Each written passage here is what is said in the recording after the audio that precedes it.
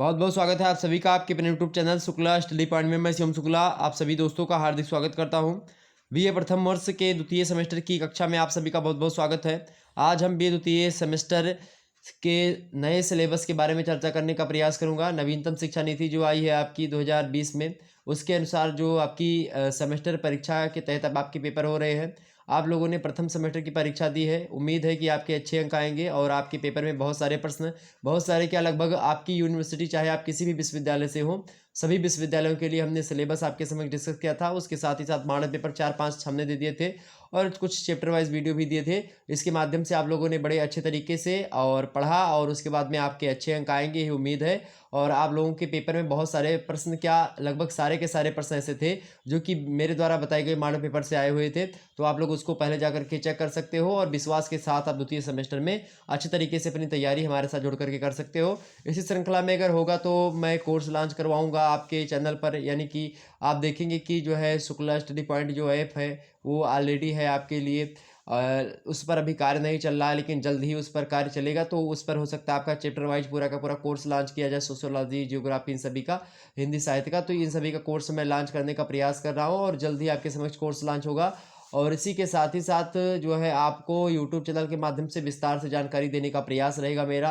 तो अब जो है आपके सेकंड सेमेस्टर की क्लासेस भी प्रारंभ होगी, तो आप परेशान ना हो उसको लेकर के। बहुत ज़्यादा कमेंट आ रहे थे आप लोगों के लिए उसी चीज़ों, उन सभी चीज़ों को देखने के बाद में ही हमने सोचा नहीं, अब सेकंड सेमेस्टर की तैयारी आपकी करवानी जरूरी है। इस समय एक्चुअली में सेकंड ईयर और थर्ड ईयर के पेपर चल रहे थे, इसीलिए उसमें फंसे हुए थे। अभी पेपर चल रहे हैं तो उनमें भी थोड़ा बिजी रहना पड़ेगा, तो आप लोग उसको मैनेज करिएगा। लेकिन फिर भी मैं आप लोगों के लिए क्लास देने का प्रयास करूंगा, ठीक है। तो चलिए, समाजशास्त्र अर्थात सोशियोलॉजी का जो है एक प्रकार से ये सिलेबस है और नवीनतम सिलेबस रहेगा, जो कि 2022 की परीक्षा में, 2022 में ही आपकी परीक्षा होगी सेकंड सेमेस्टर की। आने वाली परीक्षा 23-24 उन सभी के लिए इंपॉर्टेंट रहेगा।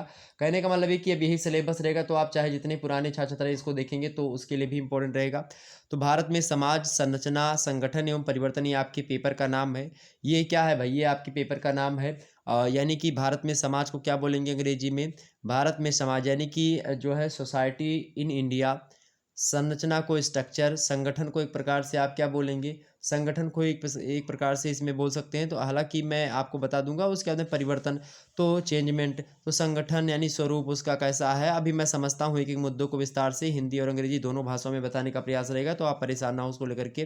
कि भारत में समाज, संरचना एवं परिवर्तन, इसके बारे में हम समझेंगे। चेंजमेंट कैसे हो रहा है समाज में, तो समाज की संरचना क्या है, समाज का संगठन कैसा है, यानी संगठन आप समझते हैं ना, ग्रुप्स वगैरह जो होते हैं, तो इन सभी के बारे में तो हम समझेंगे। ओके, तो कहीं ना कहीं पे चाहे संरचना हो, चाहे संगठन हो, चाहे परिवर्तन हो, किसका, समाज का। और कैसे समाज का, कहाँ के समाज का, तो भारत के समाज का, ठीक है। तो उसी के बारे में हमको जनरली जानना है। नया सिलेबस है, ये न्यू सिलेबस है। ओके, हिंदी और अंग्रेजी दोनों भाषाओं में बताने का प्रयास रहेगा सभी यूनिवर्सिटीज़ के लिए। यही पाठ्यक्रम जो है मान्य है। आइए हम देखते हैं भाई कि क्या क्या हमको पढ़ना है। ओके, देखिएगा, सबसे पहले हम प्रवेश करेंगे भाई। सबसे पहला जो आपका चैप्टर होगा वो कौन सा होगा, सबसे पहला चैप्टर जो आपका होगा वो हमारे समक्ष आएगा कौन सा भाई, सबसे पहला चैप्टर आएगा हमारे समक्ष भारतीय समाज की संरचना, यानी कि स्ट्रक्चर ऑफ इंडियन सोसाइटी, यानी स्ट्रक्चर ऑफ इंडियन सोसाइटी। उसमें हम स्ट्रक्चर में क्या देखेंगे, क्योंकि भारतीय समाजों में आप देखेंगे तो ग्राम होते हैं यानी गांव होता है, कस्बे होते हैं यानी कस्बा होता है, कस्बे को अंग्रेजी में टाउन कहते हैं, ग्राम को अंग्रेजी में विलेज कहते हैं और नगर को आप अंग्रेजी में क्या कहते हैं, सिटी कहते हैं। तो सिटीज़ होती हैं, टाउन्स होते हैं और विलेज होते हैं। तो ये तीन चीज़ जो है आप देखेंगे भारतीय समाज की संरचना में, आप खास करके देखते हो। तो ये अब क्या क्या है, गांव, गांव की विशेषता क्या है, गांव की परिभाषा, गांव का अर्थ, यही सब हमको यहाँ पर पढ़ना है। अब देखेंगे इसके अंतर्गत कुछ कोर्स टाइटल, यानी कि हमको क्या क्या पढ़ना है, यहाँ पर देख सकते हो आप। संरचना का अभिप्राय, सबसे पहले हमको कि संरचना से क्या मतलब होता है, संरचना क्या है। उसके साथ ही साथ ग्राम की अवधारणा हम समझेंगे, यानी ग्राम की अवधारणा में मतलब क्या होता है, कॉन्सेप्ट ऑफ ग्राम यानी विलेज, यानी कि हमको गांव का की के अर्थ के बारे में जब हम मीनिंग एंड डेफिनेशंस को इक्वल करते हैं तो कहीं ना कहीं पे आपकी कॉन्सेप्ट आता है, तो कॉन्सेप्ट हम समझेंगे। और किसी भी पर्टिकुलर टॉपिक का अगर आप कॉन्सेप्ट समझ लेते हैं तो निश्चित तौर पर आपको वो टॉपिक अच्छे तरीके से आ जाता है। तो इसके अंतर्गत मैंने कहने का मतलब ये है कि आपको यहाँ पर गांव की अवधारणा समझनी पड़ेगी, यानी कि अर्थ और उसकी परिभाषा विभिन्न विद्वानों के अनुसार क्या क्या दी हम बताऊंगा। उसके बाद में साथ ही साथ मैं बताने का प्रयास करूंगा। उसके बाद में मैं गांव कितने प्रकार के होते हैं उसको बताऊंगा। गाँव की कुछ मुख्य विशेषताएँ होती हैं उनको बताऊँगा। फिर गाँव की सामाजिक संरचना कैसी है उसको आपको बताऊँगा। ग्रामीण परिवर्तन क्यों हो रहा है, आप देखेंगे गाँव में परिवर्तन हो रहा है उसको बताऊँगा। गाँव की समस्याएँ क्या-क्या है उसको भी डिस्कस करूँगा। तो इस प्रकार से इतने टॉपिक हम यहाँ पर देखेंगे। इसी के साथ ही साथ कस्बा क्या होता है, कस्बे के अर्थ को देखेंगे, परिभाषा को देखेंगे उसकी, उसकी प्रकृति को देखेंगे यानी नेचर कैसा है। उसके बाद नगर की अवधारणा देखेंगे हम, ये नगर के का अर्थ क्या है, परिभाषा क्या है, उसकी विशेषताएँ क्या है, नगरों का वर्गीकरण कैसे होता है, क्या और किस प्रकार से किया गया है, नगर की क्या-क्या विशेषताएँ हैं, ठीक है। नगरों की सामाजिक संरचना कैसी है यानी कि सोशल स्ट्रक्चर कैसा है सिटीज़ का, उनके बारे में। उसके बाद में भारत में नगरीकरण एवं नगरीयता के बारे में हम देखेंगे ये भी। और उसके बाद में गाँव और नगर इन दोनों में क्या अंतर होता है अर्थात बेसिक, इन दोनों के बारे में भी हम यहाँ पर चर्चा करने का प्रयास करेंगे। तो इस प्रकार से इतना हम यहाँ पर टॉपिक्स तैयार हो जाएंगे आपके। तो ये एक प्रकार से चैप्टर होगा आपका।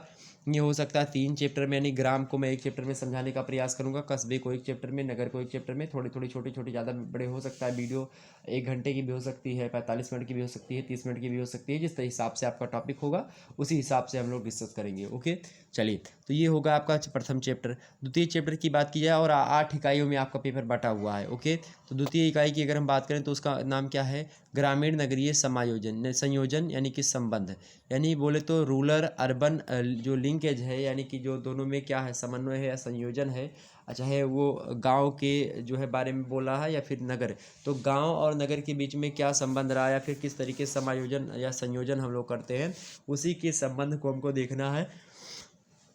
तो इसमें हम कौन कौन से टॉपिक को देखेंगे, हम सबसे पहले ग्रामीण नगरीय संबंध पर एक प्रकार से अपने विचारों के बारे में बताएंगे, यानी क्या होता है ग्रामीण नगरीय संबंध उसको बताएंगे। उसके बाद में जो है ग्राम नगरीय समुदाय क्या होता है इसके बारे में चर्चा करेंगे। इसके साथ ही साथ भारत में ग्रामीण नगरीय संबंध की प्रकृति क्या है इसको देखने का प्रयास। उसके साथ ही साथ हम ग्रामीण नगरीय जो विभेद होता है उनमें कठिनाइयाँ बहुत सारी होती हैं, उन कठिनाइयों के बारे में भी आपको बताने का प्रयास करेंगे। तो इस प्रकार से एक भी टॉपिक आपका नहीं छूटेगा, चाहे आपकी परीक्षा ऑब्जेक्टिव हो चाहे आपकी परीक्षा लिखित हो, और दोनों तरीके का मॉडल पेपर हम देने का प्रयास करेंगे आपको। तो जल्द ही मैं मॉडल पेपर आपके चैनल पर ही उपलब्ध करवा दूंगा। तो मॉडल पेपर आपका लिखित भी दे दूंगा और ऑब्जेक्टिव भी दे दूंगा। अभी मैं जल्द ही कुछ दिनों में ही आपको लिखित model paper, objective model paper, और अब मॉडल पेपर मैं ऐसे दूंगा जिसमें क्या हो कि आपको उसमें अंग्रेजी और हिंदी दोनों में आपको प्रश्न लिखे हुए दिखेंगे। ओके, इससे क्या होगा कि जो हमारे भाई बंधु अंग्रेजी वाले हैं, जो हिंदी वाले हैं, दोनों लोगों को बड़ी अच्छी सुविधा मिल सकेगी और दोनों लोग अच्छे तरीके से जो है भावों को समझ सकेंगे। ठीक, तो दूसरा चैप्टर ये हो गया। तीसरे चैप्टर में हम क्या समझेंगे भाई, तीसरा चैप्टर आपका है कि भारतीय समाज में एकता एवं विविधता, यानी भारतीय समाज में आप देखेंगे जहाँ पर एक और एकता है वहीं पर आप देखेंगे विविधता भी कहीं ना कहीं पे कूट कूट कर यहाँ पर भरी हुई है, चाहे वो भाषाई विविधता हो, चाहे धार्मिक विविधता हो, या किसी मामले में उच्चावच संबंधी विविधता, भौगोलिक विविधता, सांस्कृतिक विविधता, अनेक प्रकार की विविधताएं हमारे भारत में फैली, जहाँ एक और एकता है। लेकिन अनेकता में भी कहीं ना कहीं पे आप देखेंगे एकता का परिचय भारतीय संस्कृति या भारतीय समाज हमेशा से देता आ रहा है। तो उसके बारे में हम देखेंगे। सबसे पहले इसमें हम अंग्रेजी में देखिएगा unity and diversity in Indian society, इसके बारे में पढ़ेंगे, ये आपका चैप्टर का नाम है। इसमें हमको क्या क्या टॉपिक्स पढ़ने हैं, सबसे पहले हम भारतीय समाज की विविधता देखेंगे कि विविधता में जैसे कि जनसंख्या के संबंधी विविधता क्या है उसको समझेंगे। ठीक है, उसके बाद में भाषाई संबंधी कोई विविधता है उसको समझेंगे, धर्म में विविधता है उसको समझेंगे, यानी कि मुस्लिम, हिंदू, सिख, ईसाई, जैन, बौद्ध, पारसी, ये तमाम प्रकार की भाषा देखेंगे आपका मलयालम, तेलुगु, तमिल, हिंदी, और उसके बाद में आप तमाम भोजपुरी, और इसी प्रकार से तमाम सारी आप भाषा देखें, राजस्थानी, ठीक है, गुजराती, मराठी, कश्मीरी, ये तमाम प्रकार की भाषा देखेंगे। तो उनके बारे में संस्कृति यानी कि इनकी जो कल्चर है वो भी कहीं ना कहीं पे अलग रहा है। प्रजातीय भिन्नता भी अपने भारत में देखने को मिलती है, संजातीयता भी यहाँ पर देखने को मिलती है। राजनीति एवं भौगोलिक जो है आधार पर भिन्नताएं भी, हमने बताया नहीं था कि राजनीति के क्षेत्र में भी आप भिन्नताएं देखेंगे, और भौगोलिक यानी उच्चावच संबंधी आप देखेंगे कहीं पर जो है अधिवास दूसरे तरीके से, कहीं पर लोग जो है छप्पर में रह रहे हैं, तो कहीं पर आप देखेंगे कि पहाड़ों पर किसी दूसरे तरीके से घर बन रहा है, वहाँ का जनसंख्या घनत्व तो कुछ ऐसा है, या अलग अलग प्रकार से चीज़ों को, तो हम इनको भी देखने का प्रयास, और इनके जो विभिन्नता है इनके कारण क्या क्या हैं, चाहे वो जनसंख्या संबंधी विविधता हो, चाहे भाषा, चाहे धर्म, चाहे संस्कृति, चाहे प्रजाति, चाहे संजातीयता, चाहे राजनीति, चाहे धार्मिक, किसी भी प्रकार की चाहे भौगोलिक भिन्नताएं हैं, तो उन भिन्नताओं के क्या कारण हैं और उनके परिणाम क्या क्या हैं। तो कारण और परिणाम को भी हम देखने का प्रयास, अर्थात रीजन्स क्या हैं और उसका जो परिणाम निकल रहा है वो क्या निकल रहा है, और साथ ही साथ उसके बाद में हम और भी टॉपिक को देखने का प्रयास करेंगे। भारतीय समाज की जो विविधता है उसमें एकता देखेंगे, यानी कि प्राचीन भारत में एकता के तत्व के बारे में चर्चा करेंगे। प्राचीन भारत में एकता के तत्व कौन कौन से थे, फिर मध्यकालीन भारत में एकता कैसी रही है, ब्रिटिश शासन में एकता के तत्व कौन कौन से रहे हैं और कैसी रही है, उसके अंदर स्वतंत्र भारत में एकता का क्या क्या आधार हम लोग अपनाते थे। तो इन समस्त चीज़ों के बारे में चर्चा करेंगे, अर्थात आप प्राचीन काल से लेकर के और वर्तमान समय तक की जो भारतीय विविधता में एकता है उनके जो आधार तत्व थे उनके बारे में हम विस्तार से जानने का प्रयास यहाँ पर करेंगे। निश्चित तौर पर एक भी प्रश्न आपके एग्जाम्स में नहीं छूटेगा इस टॉपिक से पर्टिकुलर। आइए देखते हैं अगला आपका टॉपिक, अगला आपका जो है चैप्टर आएगा, कौन सा है ये, भारतीय समाज के अध्ययन का, मतलब अध्ययन का भारत, यानी विद्या शास्त्रीय, ऐतिहासिक, संरचनात्मक एवं प्रकार्यात्मक परिप्रेक्ष्य, यानी कि जो है इंडोलॉजिकल, हिस्टोरिकल, स्ट्रक्चरल, और आप देखेंगे जो है and functional perspective to study in Indian society, यानी कि उपागम का अर्थ। सबसे पहले हम यहाँ पर जैसे कि ये उपागम यानी परिप्रेक्ष्य, कहने का मतलब ये है कि किस भारतीय समाज के अध्ययन का एक प्रकार से कई तरीका रहा है। भारतीय समाज का एक अध्ययन तो हम विद्या शास्त्रीय पद्धति से करेंगे, एक ऐतिहासिक पद्धति से, एक संरचनात्मक पद्धति से और एक प्रकार्यात्मक पद्धति से। ये सब पद्धतियाँ हैं, तो इन सभी के माध्यम से हम देखेंगे कि समाज का अध्ययन, यानी कि भारतीय के समाज का जो अध्ययन है वो कैसे किया जाता रहा है, उनके बारे में खास करके हम जानने का प्रयास करेंगे। तो निश्चित तौर पर आपको कोई दिक्कत नहीं होनी चाहिए, यहाँ पर मैं आपको समझा दूंगा विस्तार से चैप्टर जो हम पढ़ेंगे। यहाँ पर हमको क्या देखना है, तो उपागम का सबसे पहले अर्थ देखेंगे, यानी कि परिप्रेक्ष्य का क्या अर्थ है, यानी उपागम का क्या अर्थ होता है। भारत में विद्याशास्त्रीय उपागम के बारे में देखेंगे, ऐतिहासिक उपागम क्या होता है इसके बारे में, संरचनात्मक उपागम यानी और प्रकारात्मक उपागम क्या होते हैं, और इसके हिसाब से विभिन्न उपागमों से संबंधित कुछ भारतीय एवं विदेशी विद्वानों के कुछ विचार रहे हैं कि आखिरकार जो है विद्याशास्त्रीय विधि को लेकर के कुछ लोगों के विचार रहे होंगे पर्टिकुलर, तो उनके बारे में भी हम विचारों को भी देखेंगे। चूँकि विचारों से कभी कभी क्या होता है कि प्रश्न आपकी परीक्षा में आ जाते हैं, तो उसको मैं आपको समझाने का प्रयास करूंगा। निश्चित तौर पर आपको कोई दिक्कत नहीं होनी चाहिए इससे। चलिए, तो ये एक प्रकार से आपका होगा पाँचवें चैप्टर, जो आपका पाँचवा चैप्टर होगा। इसमें क्या समझेंगे हम, पाँचवा चैप्टर में हम पाँचवें चैप्टर में भारत में सांस्कृतिक तथा संजातीयता, जो संजातीय विविधता है उनमें हम भाषा, जाति और उसके क्षेत्र में क्या क्या विविधता है इनके बारे में देखेंगे, यानी कल्चरल एंड जो है एथनिक जो है डाइवर्सिटी इन इंडिया, यानी लैंग्वेज और कास्ट एंड रीजन, यानी आप देखेंगे यहाँ पर संजातीयता का अर्थ। सबसे पहले सबसे संजातीयता होती क्या है उसके अर्थ को समझेंगे, और इसी के अर्थ के साथ साथ हम भाषा में, मतलब भारत में जो भाषाई विविधता है भाषा के, जैसे कि इंडो आर्यन भाषाएँ कुछ हैं, कुछ द्रविड़ भाषाएँ हैं, कुछ आस्ट्रिक भाषाएँ हैं, कुछ तिब्बती चीनी भाषाएँ हैं, कुछ जातिगत भिन्नताओं में जैसे कि हम हिंदुओं, मुसलमानों तथा ईसाइयों में देखेंगे जातीय संघर्ष हम देखेंगे, समस्या जाति क्या होती है इसके बारे में। क्षेत्रीय विविधताएँ भी हैं कि हाँ इस क्षेत्र के हैं तो उनमें किस तरीके से दूसरे तरीके से जीवन यापन होता है, दूसरे क्षेत्र में कि दूसरे तरीके से, तो उसको देखेंगे। प्राकृतिक संसाधन कैसे हैं, क्षेत्रीय विविधता में आप देखेंगे किसी कहीं पर ज़्यादा प्राकृतिक संसाधन है, कहीं पर कम है, कहीं पर आर्थिक संसाधन ज़्यादा, कहीं पर कम है, कहीं पर वित्तीय साधन ज़्यादा है, कहीं पर शक्ति यानी मैन पावर ज़्यादा, कहीं पर विकास कार्यक्रम के उद्योग ज़्यादा है, कहीं पर क्षेत्रीय स्वायत्ता जो है। तो इन सभी चीज़ों के बारे में हम देखेंगे, क्षेत्रीय स्वायत्तता से संबंधित तमाम सारी चीज़ों के बारे में चर्चा करेंगे। तो इस प्रकार से ये चैप्टर आपका हो जाएगा। उसके बाद में हम छठवें चैप्टर में प्रवेश करेंगे। छठवां चैप्टर जो आपका होगा इसके अंतर्गत हम धार्मिक विश्वासों तथा व्यवहारों की विविधता के बारे में देखेंगे, अर्थात डाइवर्सिटी ऑफ रीजन, मतलब कि रिलीजियस माने होता है धार्मिक, ओके।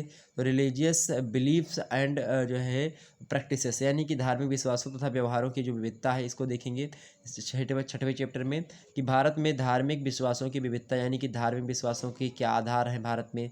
विभिन्न संप्रदाय जैसे हैं, बहुत सारे पंथ हैं, इनके द्वारा जो विकसित धार्मिक विश्वास है इनके बारे में जानेंगे। और धार्मिक व्यवहारों की भिन्नता के रूप में हम हिंदू, मुस्लिम, सिख, ईसाई इन सभी के बारे में भी जानने का प्रयास करेंगे कि आखिरकार जो है हिंदू, मुस्लिम तथा ईसाई धर्म से संबंधित जो अनुष्ठान होते हैं उनमें किस प्रकार की भिन्नता होती है, क्षेत्रीय उत्सव कैसे होते हैं, उनके त्यौहार कर अलग अलग कैसे होते हैं, उनकी परंपराएं कैसी होती है, उनके सामाजिक मूल्य कैसे होते हैं और उनकी जीवन शैली कैसी होती है, इन सभी संबंधित मतलब क्षेत्रीय उत्सवों से, त्यौहारों से, परंपराओं से, सामाजिक मूल्यों से, इन सभी से संबंधित जो भिन्नता होती है, चाहे हिंदू में हो, चाहे मुस्लिम में, चाहे ईसाई में या फिर किसी अन्य धर्म में, इन तीनों में जो है अंतर होता है इन चीज़ों में, कि सामाजिक मूल्यों में अंतर होता है, परंपराओं में, त्योहारों में, उत्सवों में, इनके अंतर के बारे में हम समझने का प्रयास करेंगे विस्तार से, ओके। तो इस प्रकार छठवां चैप्टर आपका संपन्न होगा।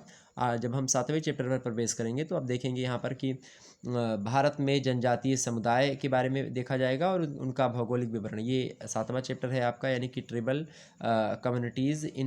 Communities in India and their geographical distribution. अर्थात जनजाति का अर्थ हम देखेंगे सबसे पहले, उसके बाद में अनुसूचित जनजातियाँ क्या होती हैं उनको देखेंगे, फिर जनजाति की सामान्य कुछ विशेषताएं हैं उनके बारे में देखेंगे, जनजाति एवं जाति क्या होती है इनको देखेंगे, भारत में जनजातियाँ कौन कौन सी उनके बारे में जानेंगे, भारत में जनजातियों का भौगोलिक वितरण कैसे है, कहाँ कहाँ पर कौन कौन सी जनजाति पाई जाती है, जैसे कि भारत के उत्तर में कौन सी जनजाति, पूर्वोत्तर में कौन सी, मध्य में कौन क्षेत्र में कौन सी जनजाति है, दक्षिणी क्षेत्र में कौन कौन सी जनजातियाँ निवास करती हैं, उनके रीति रिवाज और उनके खास करके उनके बारे में कुछ विशेष तथ्य हम जानने का प्रयास करेंगे।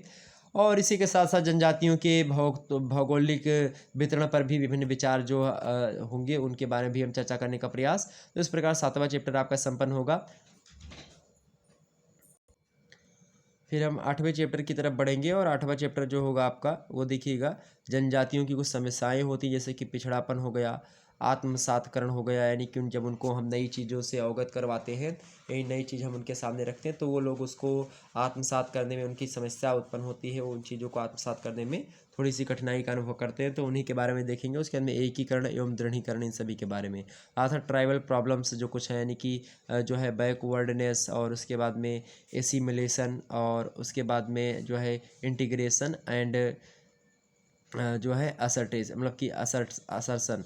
तो इनके बारे में हम चर्चा करने का प्रयास करेंगे। अब देखिएगा इसमें बहुत सारे टॉपिक्स होंगे आपके। भौगोलिक एवं आर्थिक आधार पर जनजातियों का वर्गीकरण हम देखेंगे कि किस प्रकार से करते, चाहे वो भौगोलिक आधार पर हो चाहे आर्थिक आधार पर हो। ओके, जनजातियों का जो पिछड़ापन है इनके बारे में देखेंगे, अल्प विकास उनका क्यों रहा इसके बारे में जानेंगे, जनजातीय समुदायों में आत्मसातकरण की प्रक्रिया समझेंगे, जनजातियों में एकीकरण एवं दृढ़ीकरण से संबंधित कुछ समस्याएं होती हैं उनके बारे में देखेंगे, जनजातीय समस्याओं एवं पिछड़ेपन के कारण जो है जनजातीय समस्याओं के विशिष्ट उपचार देखेंगे कि आखिरकार जो उनका पिछड़ापन का कारण क्या है, और कारण जानेंगे तभी हम उसका उपचार कर पाएंगे, और कैसे उनके जो है जनजातीय लोगों के जो समस्याएं हैं उनसे कैसे निदान पाया जाए इसके बारे में जानने का प्रयास, और जनजातियों के लिए संवैधानिक एवं कल्याण प्रावधान क्या क्या किए गए भारतीय सरकार के द्वारा उसको भी यहाँ पर मैं बताने का प्रयास करूँगा। तो इस प्रकार से आपका ये 8वां चैप्टर समाप्त होगा। और 9वां चैप्टर जो आपका है वो क्या है भाई, 9वां चैप्टर है आपका कि भारतीय समाज की आधार संस्थाएं। कुछ आधार संस्थाएं हैं कि कहाँ की, इंडियन सोसाइटी की, भारतीय समाज की, जैसे कि जाति व्यवस्था आधार जो है संस्था है, इसके बारे में देखेंगे। तो बेसिक जो है institution of Indian society, caste system यहाँ की बड़ी फेमस एक प्रकार से संस्था है, तो इसके बारे में जानेंगे। संस्था का सबसे पहले यहाँ पर अर्थ देखेंगे। वैसे संस्था का अर्थ हमने आपको, संस्था क्या है, समिति क्या है, समुदाय क्या है, समाज क्या है, समूह क्या है, इन सभी को मैं प्रथम सेमेस्टर में आपको समझा चुका हूँ। आप लोगों ने निश्चित तौर पर उसको पढ़ा होगा, लेकिन फिर भी एक बार हम यहाँ पर संस्था के अर्थ को देखेंगे। उसके साथ ही साथ जाति व्यवस्था का क्या अर्थ है उसके बारे में जानेंगे, उसकी विशेषता देखेंगे, जाति व्यवस्था की परिभाषा विद्वानों के अनुसार देखेंगे, जाति व्यवस्था की उत्पत्ति के सिद्धांत कुछ हैं उनके बारे में जानेंगे, जाति व्यवस्था के क्या क्या गुण हैं, यानी कि क्या क्या क्वालिटीज़ हैं, और क्या क्या जो एक प्रकार से दोष हैं उसके बारे में भी देखेंगे, और जाति व्यवस्था में जो वर्तमान परिवर्तन हो रहा है उसको देखेंगे, और जो उत्तरदायी कारण है उनके बारे में जानने का प्रयास, और जाति और वर्ग खास करके इन दोनों में अंतर को लेकर के एग्जाम्स में लगातार प्रश्न आते तो इसको हम देखेंगे, और भारत में जाति का भविष्य क्या होगा इसके बारे में भी मैं चर्चा करने का प्रयास करूंगा। तो इस प्रकार से ये टॉपिक्स होंगे कुछ आपके। तो आगे समझते हैं अगला प्रश्न जो आपका आएगा, अगला टॉपिक जो आप मतलब अगला जो आपका चैप्टर है वो 10वां है, विवाह यानी कि मैरिज। विवाह के बारे में जब बात होती है, विवाह के बारे में से हमने पढ़ाया, लेकिन यहाँ का विवाह कुछ दूसरे तरीके से विवाह होगा। अब मैं बताऊंगा विवाह क्या क्या है। तो विवाह एक संस्था के रूप में हम चर्चा करेंगे सबसे पहले। उसमें भारत में हिंदू विवाह कैसे होता है, यानी कि हिंदू विवाह क्यों होता है, यानी कि उसका उद्देश्य क्या होता है, विवाह का उद्देश्य क्या है हिंदू विवाह का खास करके। ओके, और एक धार्मिक संस्था के रूप में हिंदू विवाह की जो प्रकृति इसको समझेंगे, नेचर समझेंगे, उसका परंपरागत हिंदू विवाह का स्वरूप कैसा उसको समझेंगे। ओके, विवाह के क्या क्या नियम होते हैं हिंदुओं में उसके जानने का प्रयास, विवाह कैसे होता है इसको भी आपको बता दूंगा। तो आप चिंता ना करो उसके लिए, क्या कि विवाह में आपको पंडित जी लोग क्या क्या बताएंगे, क्या क्या करना पड़ेगा रात में, वो सब बता दूंगा, आप परेशान ना हो उसके लिए, इसको लेकर के। तो विवाह कैसे होता है और क्यों होता है और क्यों होना चाहिए, इन सभी चीज़ों को मैं यहाँ पर चर्चा करने का प्रयास करूँगा। और वर्तमान परिवर्तन जो हो रहे हैं उनके बारे में भी देखेंगे कि हिंदू विवाहों में वर्तमान समय में क्या परिवर्तन, जैसे जयमाल पहले बहुत प्राचीन काल में चलता था, अब भी जयमाल शुरू हो गया है लगभग 5-6 सालों से। तो इस प्रकार से ये देखेंगे। उसके बाद मुस्लिम विवाह की प्रकृति को हम समझेंगे कि मुस्लिम विवाह की प्रकृति क्या है, मुस्लिम विवाह में खास करके तलाक क्या होता है उसको जानेंगे। हिंदू और मुस्लिम विवाह में अंतर हम देख लेंगे एक प्रकार से, क्योंकि जो हिंदू विवाह है ये क्या है, एक संस्कार के तौर पर हम लोग देखते हैं 7 जन्म का बंधन होता है, विवाह हो गया एक बार तो कहते नहीं कि 7 जन्म का बंधन हो गया, तो वो हो गया हिंदू विवाह। लेकिन मुस्लिम विवाह जो होता है उसको क्या कहा जाता है, वो एक कॉन्ट्रैक्ट होता है, अर्थात मुस्लिम marriage is a contract. Okay, अर्थात जो मुस्लिम विवाह होता है एक प्रकार से एक समझौता होता है जो कि कभी भी भंग हो सकता है। लेकिन हिंदुओं में खास करके ऐसा नहीं था, हिंदुओं में विवाह विच्छेद की भी कोई व्यवस्था नहीं थी, आप देखेंगे पूरा प्राचीन काल में। लेकिन क्या हुआ कि जो वर्तमान पीढ़ी है इनमें बहुत सारी चीज़ें होती हैं। कभी क्या होता है कि कोई मद्यपान कर रहा है उसका पति, या फिर जो है गलत जो है लत है, या फिर कोई पत्नी अच्छी नहीं किसी को मिली, या इसी प्रकार से नाना प्रकार के जो कारण होते हैं उन सभी कारणों के माध्यम से आज भौतिकवादी समाज में लोग एक दूसरे को तलाक यानी विवाह विच्छेद की समस्या आती है। इसलिए 1955 में और 4 में भी आप देखेंगे तो विवाह कानून आए थे, खास करके हिंदू विवाह कानून में, उसमें जो है विवाह विच्छेद की समस्या को देखा गया और उसको जोड़ दिया गया। और विवाह विच्छेद अब हिंदुओं में भी होता है, लेकिन अब एक प्रकार से समस्या भी बनी हुई है, चूँकि कोई भी कुछ कोई टिन पुनहु पति पत्नी में तो तुरंत चलो तलाक दे देंगे। तो ये चीज़ होती है खास करके। अब पहले की जो औरतें होती थी वो क्या करती थी भाई, वो समायोजन करती थी। और ख़ास करके पति पत्नी का परम कर्तव्य ही होता है कि एक प्रकार से दोनों लोग एक दूसरे की अगर गलतियां होती हैं, पति करे तो पत्नी को समझना चाहिए और पत्नी करे तो पति को समझ जाना चाहिए। इस प्रकार से दोनों लोग जब तक समन्वय नहीं स्थापित करेंगे तब तक जो है उनका घर चलना दैट इज इम्पॉसिबल, संभव नहीं होता। तो इस प्रकार से आपको मैनेज करना चाहिए था। और आज विवाह विच्छेद की जो समस्या है आज भारत में फैली हुई है और हम लोग पढ़ाते भी हैं उसको, ये चीज़ है। तो मुस्लिम तलाक जो है इसके बारे में, हालांकि मुस्लिम तलाक पहले से भी था और इसमें भी तलाक का एक प्रकार से थोड़ा सा दूसरा तरीके से रूप था। वो रूप नहीं होना चाहिए समाज में तलाक वाला कि हाँ तलाक तलाक तलाक 3 बार व्हाट्सएप पर लिखा और भेज दिया तो ये तलाक हो गया तो छोड़ दो। अरे भाई शादी किया तो पूरा का पूरा गांव जवार बुला करके ले गए बाराती, और उसके बाद में हुआ क्या कि आपने अकेले डिसाइड कर लिया कि हाँ इसको छोड़ देना है या रखना है, इस प्रकार से चीज़ें। तो उसको जो है सुप्रीम कोर्ट ने निर्णय दिया तो वो चीज़ें अलग है। अब हालांकि जो कानून है वो अपने हिसाब से कार्य कर रहा है, अलग अलग धार्मिक संस्थाओं में भी प्रवेश कर रहा है और उसके जो नियम है बिना किसी की भावनाओं को ठेस पहुँचे हुए उसमें परिवर्तन भी कर रहा है। निश्चित तौर पर परिवर्तन ही प्रकृति का नियम है, परिवर्तन होना चाहिए चाहे किसी भी संस्था में हो। हालांकि यहाँ पर ज़्यादा अगर लेक्चर देंगे तो ये आपका समय नष्ट होगा, लेकिन फिर भी मैं विवाह जब पढ़ाऊँगा तो विस्तार से आपको सुनना पड़ेगा। मैं पढ़ाऊँगा विस्तार से, हर एक चीज़ को समझाऊँगा। अगर एग्जाम में प्रश्न पूछा जाएगा तो आप आसानी से लिखेंगे इसके बारे में। तो ये हिंदू और मुस्लिम विवाह में क्या अंतर है, उसके अंदर भारत में ईसाई विवाह के देखेंगे कैसा होता है, उसकी प्रकृति कैसी है, मुख्य विशेषताएं कौन कौन सी हैं उस ईसाई विवाह की। भारत में जनजातीय विवाह किस प्रकार से होता है, उस जनजातीय विवाह के प्रकार हैं क्या है, जीवन साथी चुनने के तरीके एवं जो है अधिमान विवाह जो होता है जनजातियों में, उन सभी के बारे में चर्चा करने का प्रयास करेंगे। जनजातियों में परिवीक्षा विवाह भी होता है, यानी कि जो लिविंग रिलेशनशिप होता है एक प्रकार से आप कहते हैं आज जो है मॉडर्न के समय में कि हाँ लड़का लड़की साथ में पहले से रहते हैं एक रूम में, तो वो चीज़ जो है वो जनजातियों में पहले एक परिवीक्षा विवाह होता है। जनजातियों में एक जो है परिवीक्षा विवाह होता है, ठीक है। तो परिवीक्षा विवाह में होता क्या है कि लड़का लड़की साथ में पहले से एक दूसरे की परीक्षा लेते कि हाँ हम दोनों एक दूसरे के लिए मतलब सही हैं कि नहीं सही हैं। तो एक प्रकार से परिवीक्षा विवाह पहले से प्रचलन में था, तो वो है। भारत में धर्मावलंबी देखेंगे, वहीं मध्यवर्गीय समाजों में भारत में आप देखेंगे तो ये जो लिविंग रिलेशनशिप है उसको बहुत बुरा माना जाता है, गलत माना जाता है। क्योंकि अब क्या होता है कि जब जो आपकी जो दूसरी पीढ़ी है आपके पापा या फिर आपके दादाजी वाली, उसमें क्या था कि ऐसी कोई व्यवस्था नहीं थी, आपके पिताजी वाले में भी। तो अगर आप ऐसा करोगे तो उनको लगेगा कि हम नहीं करने पाए थे, अब ये काहे लिए कर रहे हैं। तो ऐसा होता है कि जो है मेरे ज़माने में ऐसा कोई नियम नहीं था और अब ये देखिए नए नए नियम लड़के बना रहे हैं, तो उसको थोड़ा सा बुरा लगता है कि हाँ भाई हमारे ज़माने में हो तो ज़्यादा बेटर रहता। तो इस प्रकार से होता क्या है कि ये भी कहीं ना कहीं पे मन में चलती है बात। अब वो इसे कहना नहीं चाहिए, मुझे एक टीचर हूँ, लेकिन फिर भी ये वास्तविक चीज़ें हैं और इसी को लेकर के अंतर पीढ़ी संघर्ष भी समाज में होता है। यानी कि जब दो पीढ़ियों के बीच में संघर्ष होता है तो उसी को अंतर पीढ़ी संघर्ष कहा जाता है। तो वो अंतर पीढ़ी संघर्ष इसी को लेकर के कहीं ना कहीं पे होता है कि जब मैं था तब ये नहीं था और आज कैसे हो गया, ये चीज़ है। तो इसको लेकर के कहीं ना कहीं पे दिल में ठेस होती है उनके भी कि हाँ अगर उस ज़माने भी होता तो आज ये ना होता जो आज हो गया है, ये चीज़ें। तो हालांकि इसको कि कोई दिल पे मत लेना, लेकिन फिर भी जो है कहीं ना कहीं पे कुछ बातें तो होती हैं ऐसी। तो ये चीज़ें हैं। और ख़ास करके जो है कोई भी अगर आप देखेंगे दूसरे का दूसरे पर अगर कोई चीज़ होगी, दूसरे की लड़की अगर कहीं पर रह रही है तो खूब मज़े लेंगे लोग, लेकिन जब अपनी रहेगी तो उसमें बहुत ज़्यादा दिक्कत होगी। और दूसरे की रहेगी तो कहा ठीक है कोई दिक्कत नहीं, रह रही क्या दिक्कत है। लेकिन अगर खुद की रह रही तो फिर दिक्कत होने लगेगी। तो ये चीज़ है ना, जैसे कि अब जैसे समाज में आप कहो कि परिवर्तन भी लाना है और उधर परिवर्तन के साथ साथ आप जो है उसको साथ न दो, तो खुद भी आपको परिवर्तन करना पड़ेगा ना। ऐसा नहीं कि समाज के लोग ही करेंगे, आप नहीं करोगे, आप कोई विशेष जो है पर्सन हो, ऐसा नहीं। तो भारत में धर्म के बारे में जानेंगे हम, religion of India, religion in India. Okay, तो ये 11वां चैप्टर होगा आपका। धर्म की अवधारणा को समझेंगे, यानी कि धर्म की परिभाषा और अर्थ को जानेंगे। उसके बाद में भारत एक धर्मनिरपेक्ष राज्य है यानी समाज है, इसके बारे में देखेंगे। हिंदू धर्म की प्रकृति समझेंगे, क्या है नेचर ऑफ जो है हिंदू धर्म। ओके, सिद्धांत उसके देखेंगे, हिंदू धर्म के कई सिद्धांत हैं उनके बारे में जानेंगे।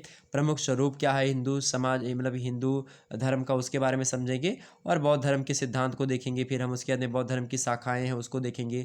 बौद्ध धर्म में सुधारवाद चला उसको देखेंगे। उसके बाद में जैन धर्म के आधार देखेंगे क्या रहा है, और शाखाएँ उसकी क्या क्या हैं उसको देखेंगे। उसके अंदर सिख धर्म की प्रकृति देखेंगे। फिर इस्लाम के प्रमुख तत्व एवं नैतिक शिक्षाएँ देखेंगे क्या क्या हैं। और ईसाई धर्म की प्रकृति क्या है, और विभिन्न जो अनुष्ठान होते हैं उसके बारे में देखेंगे। तो इस प्रकार से हम भारत में जितने भी खास करके जो धर्म चल रहे हैं उन धर्म के बारे में हमको सामान्य परिचय देखना है, तो ये एक प्रकार से पढ़ना पड़ेगा। उसके बाद में आपके समक्ष 12वां चैप्टर आपके समक्ष आ चुका है। 12वां चैप्टर आपका है बड़ा ही अच्छा, आप देखेंगे चैप्टर है आपका संयुक्त परिवार, अर्थात अंग्रेजी में बोले तो इसको जॉइंट फैमिली के नाम से जाना जाता है। और संयुक्त परिवार का सबसे पहले हम अर्थ देखेंगे। उसके बाद में परिभाषा विशेषताओं को देखेंगे, परिभाषा देखेंगे। संयुक्त परिवार के प्रकार देखेंगे। संयुक्त परिवार के गुण क्या क्या है, यानी क्वालिटीज़ क्या क्या हैं, दोष क्या क्या, इनको देखेंगे।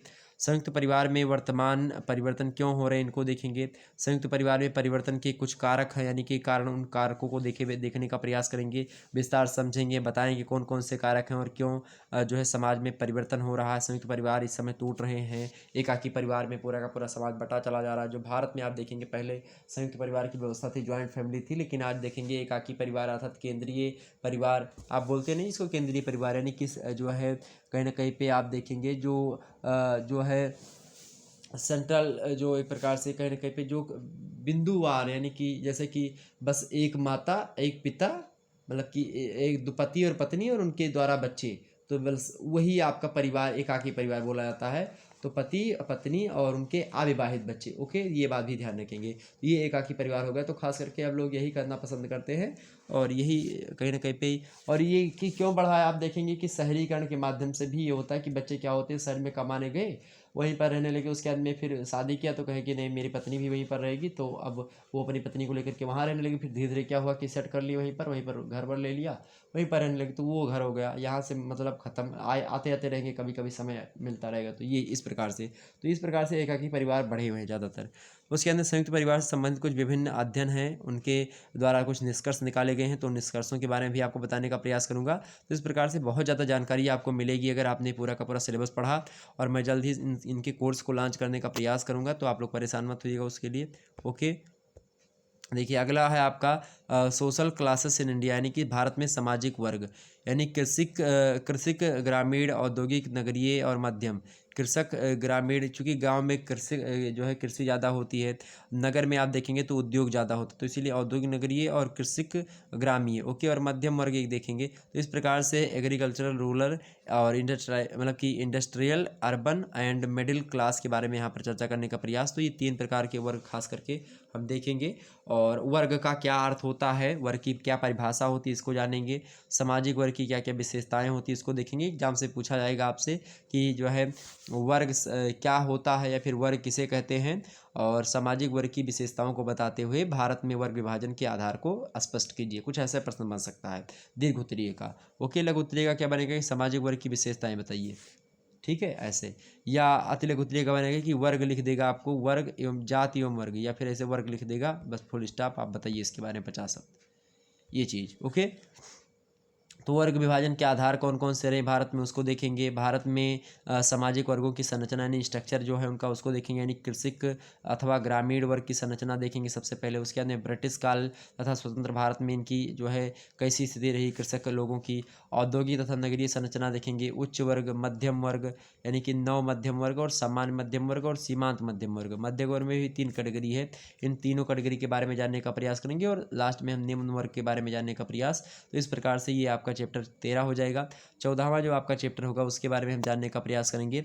14वें चैप्टर में हम बहिष्कार तथा समावेशन के बारे में जानेंगे, जिसमें हम दलित एवं पिछड़े वर्ग के बारे में देखने का प्रयास करेंगे, यानी कि मतलब कि exclusion and inclusion Dalit and backward classes, यानी कि बहिष्कार की अवधारणा देखेंगे हम क्या रही है और उसके विभिन्न तत्व रहे हैं उनको देखेंगे। समावेशन का क्या अर्थ है उसको जानेंगे, समावेशन के तत्वों के बारे में समझेंगे, और भारत में दलितों की स्थिति के बारे में दलित वर्ग से क्या अभिप्राय है इसको जानेंगे। दलित जातियों की क्या क्या परंपरागत एवं वर्तमान समस्याएं हैं इनको देखेंगे, और दलितों के लिए कल्याण कार्य क्या क्या किए गए भारतीय सरकार के द्वारा उसको देखेंगे। दलितों की परिस्थिति में एक प्रकार से परिवर्तन किस प्रकार से आया उसको देखेंगे। उसके बाद में हम अन्य पिछड़ा वर्ग यानी कि ओबीसी कैटेगरी के बारे में जानेंगे कि पिछड़े वर्ग का क्या अर्थ है, पिछड़े वर्ग से संबंधित कुछ आयोग बनाए गए हैं, प्रथम पिछड़ा वर्ग आयोग, द्वितीय तृतीय, इनके बारे में काका कालेलकर समिति, तो इन सभी के वीपी मंडल कमेटी, तो इन सभी के बारे में जानने का प्रयास करेंगे।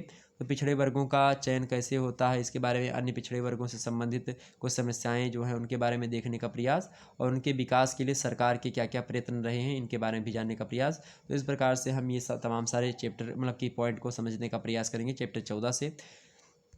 चैप्टर 15 में हम क्या देखेंगे कि भारतीय समाज में स्त्रियों की स्थिति क्या है इसको देखेंगे, क्योंकि भारतीय समाज में स्त्रियों की स्थिति हमेशा आप देखेंगे वोमेन इन इंडियन सोसाइटी, यहाँ पर जो है वैदिक युग में कैसी स्थिति रही है, मध्य युग में, आधुनिक समाज में कैसी, इन सभी के बारे में जानने का प्रयास यहाँ पर देखेंगे। विभिन्न युगों में स्त्रियों की परिस्थिति कैसी रही, यानी कि आधुनिक भारत में स्त्रियों की स्थिति कैसी रही है, स्त्रियों की स्थिति में परिवर्तन के कारण कौन कौन से हैं, स्त्रियों की वर्तमान समस्याएं कौन कौन सी हैं, हिंदू मुस्लिम तथा आदिवासी जो स्त्रियां हैं उनकी परिस्थिति कैसी है, और इन तीनों की तुलना भी कर लेंगे हम कि कौन कौन सी स्त्रियों को कौन कौन सी सुविधा क्या क्या मिला हुआ है, और स्त्री पुरुषों के बीच में समानता के प्रयत्न जो इस समय किए जा रहे हैं कि नर नारी एक समान सॉरी, ये कहाँ तक सही है और कहाँ तक होना चाहिए, इन सभी के बारे में भी मैं चर्चा करने का प्रयास करूंगा।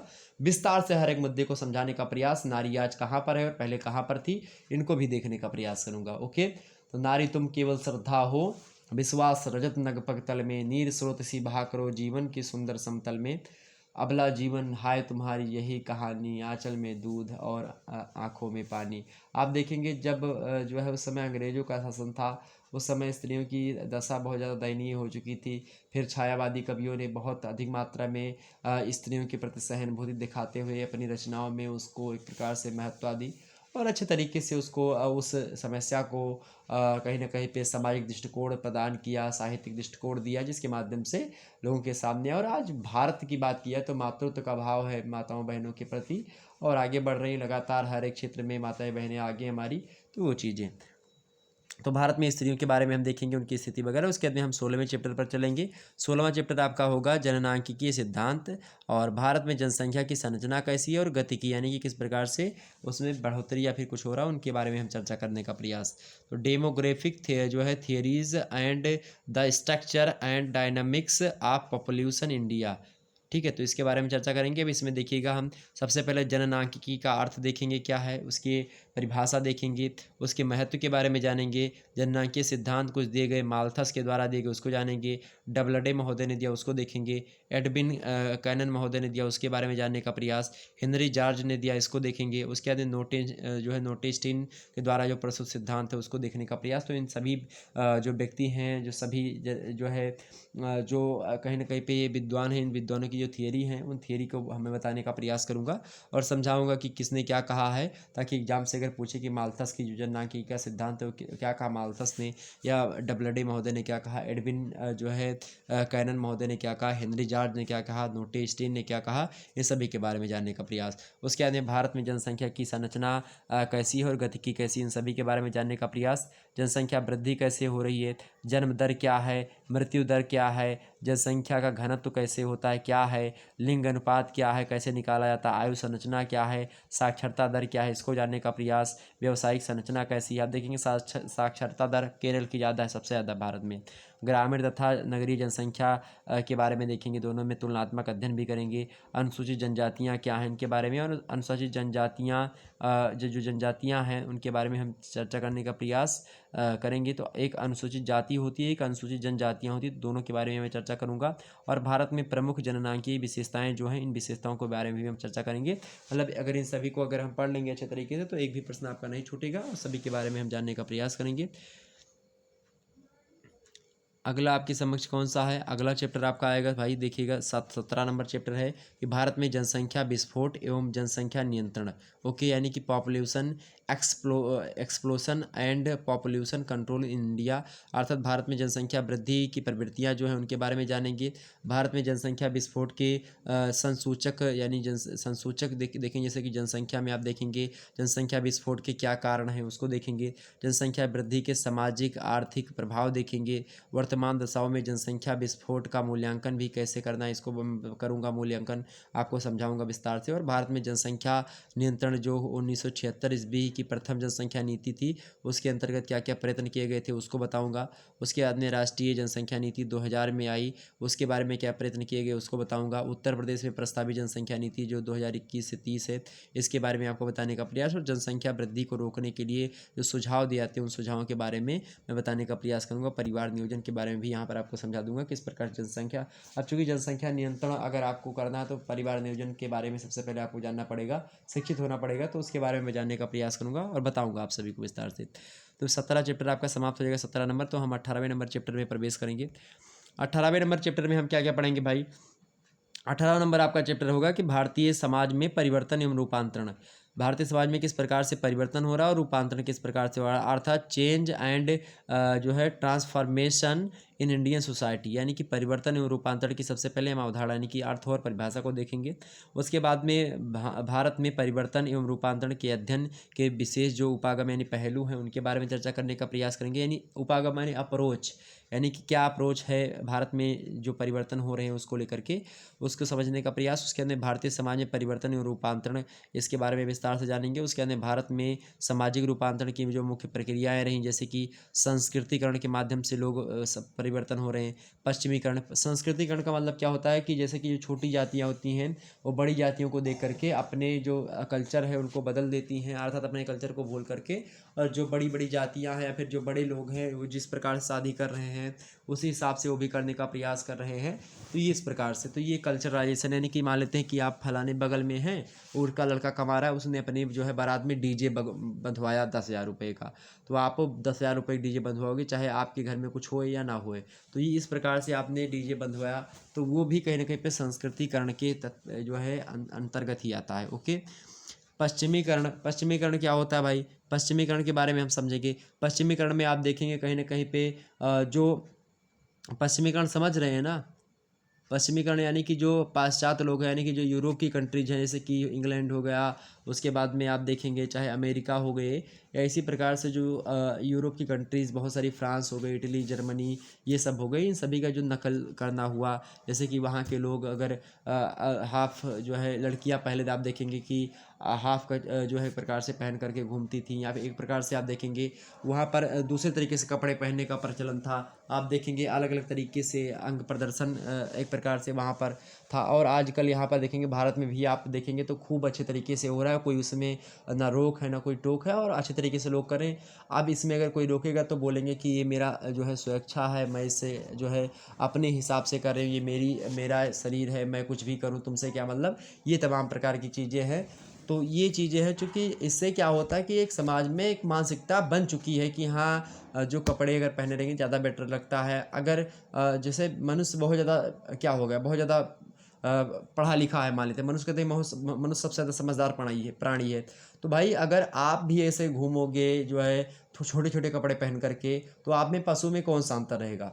मेरा एक ही प्रश्न है। और वैसे मैं किसी पर कर नहीं रहा हूँ, ना किसी को आलोचना किसी कर रहा हूँ, लेकिन जो वास्तविक चीज़ें उसको बता रहा हूँ। अगर आप पढ़े लिखे हो, आपको पता है कि हाँ भाई, अगर आपको पशु से कोई चीज़ अलग बनाता है तो आपके वस्त्र या फिर आपकी जो बोलचाल है या आपकी जो संस्कार है वही करते हैं। और कहीं ना कहीं पे वस्त्र यानी परिसज्जा जो आपकी होती है, ये आपके चरित्र का बयान करने लगती है, कहीं ना कहीं पे आप देखेंगे। तो वस्त्र भी कहीं ना कहीं पे आपके कैरेक्टर का जो एक प्रकार से डिफाइन करने में सबसे महत्वपूर्ण भूमिका निभाते हैं। आप उसी व्यक्ति से बात करना पसंद करते हैं जो अच्छे वस्त्र धारण किए हुए होता है। तो ये चीज़ें हैं। तो हम समझने का प्रयास करेंगे इन सभी के बारे में। पश्चिमीकरण के तहत आज भारत के लोग कितने पागल हुए हैं एक प्रकार से, चाहे वो लड़के हों चाहे लड़कियां हों। आप देखेंगे लड़के लोग फटी पुरानी जींस फाट फाट एकदम से पहन करके घूम रहे हैं आजकल, बाल वाल में बरगंडी लगा घूम रहे हैं, और बाल में देखेंगे 50 कलर लगा करके बाल खड़ियाए हुए, लगता है कि जो है चिड़िया चुन गई है उनका। इसी प्रकार से आप देखेंगे अलग अलग प्रकार के नए नए जो है ट्रिक आ रही है। अगर आप देखो कि कोनो अगर हीरो हो, अगर वो कोई हीरो या कोई विदेशी व्यक्ति हो, अगर वो क्या करे कि अपना कच्छा पहने, उस कच्छे में भी जो है बेल्ट लगा करके अगर घूम ले एक दिन जूता पहन करके, तो लोग ऐसा भी करना प्रारंभ कर देंगे। कोई से दो राय नहीं है, कुछ भी कोई पहन ले। आप देखेंगे आजकल की जो है हीरोइन या फिर जो अभिनेत्रियां होती हैं या जो अभिनेता हैं, अलग अलग प्रकार के ड्रेसेस पहनते हैं, उनको लोग देख करके जो है उसी प्रकार का पहनने लग गए हैं। तो देखो वो बाल कैसा रखा रहे, कैसा बोलते हैं, तो उनका बहुत ज़्यादा इफेक्ट पड़ रहा है आज भारतीय समाज पर। चूँकि साहित्य या फिर जो सिनेमा चलचित्र होते हैं समाज पर जो है प्रकार से अप्रत्यक्ष और प्रत्यक्ष रूप से काफ़ी प्रभाव डालते हैं, और वही प्रभाव आजकल देखने को मिलता है। तो पश्चिमीकरण, आधुनिकीकरण के तहत लोग जो है एकदम से दीवाना है, बिल्कुल लौकिकीकरण, इसी प्रकार से औद्योगिकरण, नगदीकरण, लोकतंत्रीकरण, वैश्वीकरण, और उसके बाद में उदारीकरण। आप देखेंगे तमाम प्रकार की जो है ये एक प्रकार से प्रक्रियाएं हैं। इनको मैं एक एक करके विस्तार से आपको समझाऊंगा, मज़ा आ जाएगा इसको पढ़ने में। विस्तार से मैं एक एक उदाहरण को आपको देने का प्रयास करूंगा, आपके डाउट सारे क्लियर हो जाएंगे यहाँ पर। तो इस प्रकार से हम यहाँ पर समझेंगे, तो निश्चित तौर पर ये आपके समझ में आ गई होंगी बातें। आगे बढ़ते थोड़ा सा 19वां चैप्टर आपके समक्ष आएगा।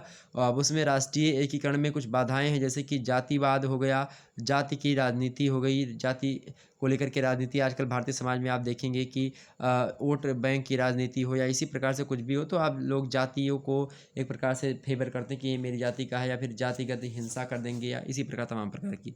तो यानी कि जो है अब जो है ऑब्स्टेकल इन नेशनल इंटीग्रेशन, जो है कास्ट सिस्टम, मतलब कि कास्टियम एंड पॉलिटिक्स ऑफ कास्ट, यानी कि राष्ट्रीय एकीकरण का अर्थ देखेंगे हम। उसके बाद में जातिवाद देखेंगे, जातिवाद का अर्थ क्या है, परिभाषा क्या है, जातिवाद को प्रोत्साहन देने वाले कौन कौन से कारक हैं, जातिवाद के दुष्परिणाम कौन कौन से पड़ते हैं। भारत में जो है जाति की राजनीति, यानी कि विभिन्न विद्वानों के विचार हम देखेंगे इस पर कि राजनीति में किस प्रकार से जाति को पिरोया जा रहा है, इसके बारे में समझेंगे। और जाति की राजनीति के आधारभूत कारण देखेंगे और परिणाम भी देखेंगे, और जाति के कहीं ना कहीं पे निवारण के उपाय देखेंगे। हम विस्तार से इन सभी के बारे में समझने का प्रयास करेंगे। और ख़ास करके आप लोगों ने देखा होगा कि अगर शहर के लड़के कोनो हैं या शहर का कोई व्यक्ति है, तो वो अगर जो है कुत्ता पालेंगे तो डॉगी कहेंगे, पशु से प्रेम कर रहे हैं वो करेंगे। अगर आप जो है गांव में रह करके गाय भैंस अगर चरा रहे हो या गाय भैंस पाले हो, तो आप गंवार हो गए। लेकिन अगर वो शहर में रह करके कोई जो है कुत्ता पाले हैं, कोई ये है कोई वो है, तो पशु प्रेमी कहलाएंगे। वो गंवार नहीं कहलाएंगे, वो पशु प्रेमी कहलाएंगे कि हाँ वो पशु प्रेमी हैं, ऐसा है। और गाय भैंस आप चराओगे, उनसे प्रेम करोगे, तो वो पशु नहीं है ना, जो कि ऐसा लोग मानते हैं। तो यही सब आधुनिकीकरण, मॉडर्नाइजेशन में पागल है दुनिया। आज भौतिकवादी समाज इतना ज़्यादा प्रभुत्व है कि मैं बता रहा हूँ, आने वाले समय में देखिएगा, अभी ना आप कहीं जाएंगे, ना मैं कहीं जाऊँगा, ना मेरा चैनल कहीं जाएगा। मैं यहीं से दावे के साथ बोल रहा हूँ, आने वाला ऐसा समय होगा कि जब भौतिकवादी समाज से लोगों का एक प्रकार से उठेगा। और आजकल आप देखेंगे कि भौतिकवादी समाज, आप देखेंगे आपको कहीं ना कहीं पे सुख सुविधाएं तो खूब प्रदान कर रहा है, लेकिन कहीं ना कहीं पे आपको आलसी बनाता जा रहा है। और आलसी के साथ साथ आप देखेंगे कि आप बहुत ज़्यादा बीमार भी हो रहे हैं, और आप अलग अलग प्रकार की, नाना प्रकार की बीमारियां आपको हो रही हैं। आपका शरीर आपके कंट्रोल में खुद नहीं रहता, कभी जो है थोड़ी थोड़ी बातों पे गुस्सा आता है, कुछ करने का जी करता है, तमाम प्रकार की जो है प्रक्रियाएं होती हैं आपके शरीर में। तो ये सब कहीं ना कहीं पे इसी चीज़ का परिणाम है। आप मतलब उसी जो है आर्थिक समाज में एकदम से खोए पड़े हैं। तो ये चीज़ है, सबसे बड़ी समस्या आजकल यही है कि लोग रुपए के पीछे सभी भगे हुए हैं, और लोगों को पता है कि अपने घर बनवा लें, ये कर लें, वो कर लें, दुनिया भर का टीम टिम जो भी करना है वो सब कर लें। उसके बाद में होगा क्या कि उन्हीं का जो लड़का होगा वो अपने पिताजी के बारे में भी गलत धारणा बना लेता है। जब आप किसी को ज़्यादा वैल्यू देने लगते हो कि हाँ भैया तू ही हो जो, कुछ और कोई है नहीं दुनिया में, तो वही व्यक्ति आपका सोचिए सबसे बड़ा जो है प्रकार दुश्मन हो जाएगा। तो किसी व्यक्ति से कभी ज़्यादा लगाव जिससे ज़्यादा हो जाएगा, वही व्यक्ति आपको एक प्रकार से कहने के पीड़ा प्रदान करेगा। ये आज नहीं, ये जो है बहुत पुरानी बातें हैं, और इसको मैं एक प्रकार से बड़े सरल शब्दों में आपको बता रहा हूँ। तो निश्चित तौर पर किसी के लिए कभी ज़्यादा कुछ करना वरना नहीं चाहिए। बस जब तक हो अपनी ज़िंदगी में खुश रहो, जो कुछ भी करना करोगे, और एक समय ऐसा आएगा कि आप सोचोगे कि मैं जो है आप आजकल लोग कमा रहे हैं कि नौकरी के चक्कर में पड़े हैं सभी लोग, कि नौकरी किसी तरीके से मिल जाए तो आप चलेगा। वैसे आज मध्य वर्ग समाज के पास पैसे नहीं है, लोग बेचारे क्या करें, नौकरी ना करें तो करें क्या। सबसे बड़ी बात तो यही है, लोग नौकरी के पीछे इसलिए अब भारत में लोग मतलब कि जो है पढ़ना, लोग नौकरी के लिए पढ़ते हैं। क्यों पढ़ते हैं? क्योंकि मजबूरी है, जनसंख्या ज़्यादा है, रुपए हैं नहीं किसी के पास, गरीबी ज़्यादा है, अत्यधिक गरीबी है, तो उसके कारण से पढ़ना पड़ रहा है लोगों को सरकारी नौकरी के लिए। और आप देखेंगे कि नौकरी में भी बहुत ज़्यादा क्या हो रहा है, बहुत ज़्यादा ये हो रहा है, कभी पेपर लीक हो जा रहा है, कभी क्या हो रहा है, मतलब दुनिया भर का आप देखेंगे नौटंकी हो रहा है उसमें, ये देखेंगे हमेशा से। तो ये चीज़ है।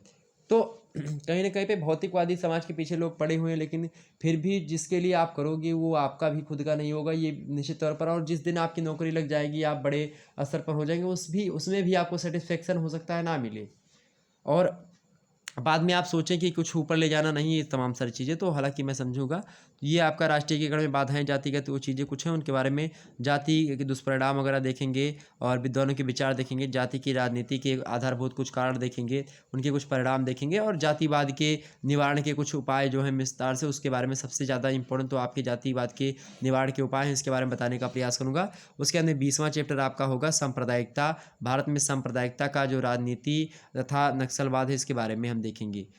तो जो है सांप्रदायिकता की राजनीति जो भारत में हो रही है उसके बारे में देखेंगे, और नक्सलवाद सबसे इम्पोर्टेंट है, इसको देखेंगे। तो जो है एक प्रकार से कम्युनलिज्म, पॉलिटिक्स ऑफ कम्युनलिज्म और इन इंडियन एंड जो है नक्सलिज्म, यानी कि जो है नक्सलवाद, तो इसके बारे में हम समझने का प्रयास करेंगे। देखिए, सबसे पहले हम सांप्रदायिकता के अर्थ को जानेंगे, उसकी विशेषताओं को देखेंगे, सांप्रदायिकता के कुछ कारण होते हैं उन कारणों को समझेंगे, और भारत में सांप्रदायिकता की जो राजनीति है उसके बारे में चर्चा करने का प्रयास, और जो है सांप्रदायिकता की राजनीति का संक्षिप्त इतिहास देखेंगे, सांप्रदायिकता की राजनीति का आंतरिक और बाह्य पक्ष देखेंगे, सांप्रदायिक राजनीतिक दलों के प्रक्रम देखेंगे, और सांप्रदायिकता के कहीं ना कहीं पे सांप्रदायिकता के दुष्परिणाम देखेंगे क्या होते हैं, सांप्रदायिकता निवारण के लिए कुछ सुझाव जो है आप दे सकते हैं, तो उन सुझावों के बारे में मैं देने का प्रयास करूंगा। अगर आपसे पूछे कि सांप्रदायिकता निवारण के लिए आप अपने को सुझाव दीजिए, आपसे प्रश्न पूछेगा कि सांप्रदायिकता क्या है, सांप्रदायिकता की विशेषताओं को बताते हुए सांप्रदायिकता निवारण हेतु को सुझाव दीजिए। तो ऐसे प्रश्नों का निवारण आपको कैसे करना, तो आपको बताने का प्रयास करूंगा। नक्सलवाद के बारे में हम समझेंगे, नक्सलवाद है क्या, और नक्सलवाद के अर्थ को समझेंगे, और नक्सलवाद का जो है प्रादुर्भाव कैसे हुआ उसके बारे में जानेंगे, उसकी गतिविधियां क्या क्या रही और उसके कारण और परिणाम क्या क्या हैं, इन सभी मुद्दों को हम चर्चा करने का प्रयास करेंगे। नक्सलवाद क्यों बढ़ा, उसका क्या कारण था, और नक्सलवाद का आज परिणाम क्या पड़ रहा है उसको देखेंगे। नक्सलवाद को कंट्रोल करने के लिए कौन कौन सी प्रक्रिया अपनाई गई, इसके बारे में जानने का प्रयास करेंगे। तो इस प्रकार से आपका कहीं ना कहीं पे सिलेबस यहीं पर समाप्त होता है। तो 20 चैप्टर आपके हैं, इन 20 चैप्टर के माध्यम से आप पढ़ने का प्रयास करेंगे। निश्चित तौर पर बहुत सारी चीज़ें यहाँ पर आपको जानने को मिलेगा। तो यही है आपका एक प्रकार से क्या सिलेबस, जो कि हमने आपके समक्ष विस्तार से बता दिया। तो आप लोगों ने अगर देखा है तो इसको तो आप एक बार लिख लीजिएगा। अगर जो है आप लोग कुछ दिन इसको देख लीजिए सबसे पहले। अगर इस पर जो है आप अच्छी खासी मात्रा में आप लाइक वगैरह कर देते हो, वीडियो को शेयर करते हो सभी दोस्तों के पास, और भी लोगों तक पहुंचाते हो, निश्चित तौर पर मैं इसके PDF को आपके समक्ष टेलीग्राम पर दे दूंगा, तो आप लोग देख लीजिएगा। नहीं, मैं अपने शुक्ला HD पॉइंट ऐप पर इस जो है PDF को 1-2 दिनों में, 4-5 दिन, मतलब कि 2-3 दिन लग जाएंगे, मैं इस PDF को आपके समक्ष अपलोड करवा दूंगा, ठीक है, ऐप पर। तो आप वहाँ से इसको डाउनलोड कर सकते हो सिलेबस को। ओके, तो ये हिंदी में सिलेबस आप विस्तार से यहाँ पर देख सकते हो, क्या क्या पढ़ना है आपको, यहीं पर आप आसानी से पढ़ सकते हो। ओके, चलिए फिर मिलते हैं नेक्स्ट वीडियो में, तब तक के लिए जय हिंद। और हिंदी का सिलेबस हमने डाल दिया, आप लोगों ने नहीं देखा तो देख लीजिएगा। प्राचीन इतिहास का सिलेबस जल्द ही, संस्कृत साहित्य का सिलेबस, और इसी के साथ साथ आपके जो अन्य सब्जेक्ट हैं उनके सिलेबस, यानी कि भूगोल का सिलेबस जल्द ही मैं आपको देने का प्रयास करूंगा। आप सभी लोग उसके लिए जो है कमेंट सेक्शन में लिखेंगे और बताएंगे सर जी किस किस सब्जेक्ट का चाहिए, तो आप लोग कमेंट सेक्शन में अपने सब्जेक्ट वगैरह और वो लिखने का प्रयास करेंगे। और आपको बता दूं कि ये सभी यूनिवर्सिटी के लिए पाठ्यक्रम है। आपको मैं बताते हुए बड़ा अच्छा लग रहा है कि सभी यूनिवर्सिटी के लिए यही एक पाठ्यक्रम है, तो इसी को आपको पढ़ना है विस्तार से। अगर इतना आप पढ़ लेंगे, निश्चित तौर पर दुनिया का कोई एग्जामिनर ऐसा नहीं हुआ जो आपको अच्छे अंक नहीं देगा। ओके, आपको अच्छे अंक मिलेंगे और आप टॉप भी कर सकते हो। बस आपको इतने चैप्टर को अच्छे तरीके से पढ़ लेना है। और आपको टॉप कैसे करना है इसको लेकर के शुक्ला HD पॉइंट आपके साथ लगातार बना हुआ है। आपको इतने मतलब लगभग मैं 5 मॉडल पेपर, अब की मैं सोच रहा हूँ कि 5-5 मॉडल पेपर हर एक सब्जेक्ट के मैं दे दूँ पहले से ही आपको। तो ये लिखित मॉडल पेपर एक हो जाएंगे, मतलब लिखित मॉडल पेपर और ऑब्जेक्टिव मॉडल पेपर, दोनों प्रकार के मॉडल पेपर दूंगा, ताकि आपकी परीक्षा चाहे लिखित हो चाहे ऑब्जेक्टिव हो। ठीक है, अभी ये क्लियर नहीं कि कौन सी यूनिवर्सिटी आपकी लिखित करवाएगी, कौन सी ऑब्जेक्टिव करवाएगी। ठीक है, तो जिस भी तरीके से करवाएगी तो मैं दोनों डाल दूंगा, और दोनों आप लोग देख लीजिएगा, चाहे लिखित हो चाहे ऑब्जेक्टिव हो। तो उसके हिसाब से आप करिएगा तो बड़े अच्छे तरीके से आपका हो जाएगा, और निश्चित तौर पर आप अच्छे अंक प्राप्त करोगे, यही आशा है। और इसी आशा को लेकर के मैं आपके समक्ष पढ़ा रहा हूँ, और आपसे उम्मीद है, और बहुत सारे बच्चे हमारे प्रथम सेमेस्टर में अच्छे अंक प्राप्त करेंगे, उत्तीर्ण करेंगे अच्छे अंक से, यही आशा है। और बीए सेकंड सेमेस्टर का ये सिलेबस है। आप सभी दोस्तों के पास इस वीडियो को शेयर कर दीजिएगा, सभी दोस्तों तक पहुंचा दीजिए इस वीडियो को, ताकि सभी लोगों को पता चले कि हाँ, शुक्ला स्टडी पॉइंट के द्वारा सर्वप्रथम आपको सिलेबस डिस्कशन करवा दिया गया है, और जल्द ही आपके हर एक सब्जेक्ट के सिलेबस को मैं डिस्कस करूँगा। समय नहीं मिल पा रहा था, इसलिए मैं नहीं कर पा रहा था। अब थोड़ा सा समय थोड़ा सा मिल पाया है, लेकिन फिर भी अभी समय कम है। मैं सेकंड ईयर और थर्ड ईयर में बिजी हूँ। मैं जल्द ही आपके सारे के सारे पाठ्यक्रम को यहाँ पर निपटाने का प्रयास करूँगा। तो आप लोग अभी चैनल को सब्सक्राइब कर लीजिए, वीडियो अगर पसंद आई तो लाइक कर दीजिए, सभी दोस्तों को जो है इस वीडियो को ज़रूर दिखाइएगा, यही आपसे हाथ जोड़ करके विनती है, और ये निवेदन भी है, और यही एक गुरु का एक प्रकार से आप गुरु दक्षिणा के तौर पर आप इस वीडियो को लाइक और शेयर अवश्य करिएगा सभी दोस्तों के पास। ओके, धन्यवाद, मिलते हैं फिर नेक्स्ट वीडियो में, तब तक के लिए आप सभी का बहुत बहुत धन्यवाद हमारे से जुड़ने के लिए।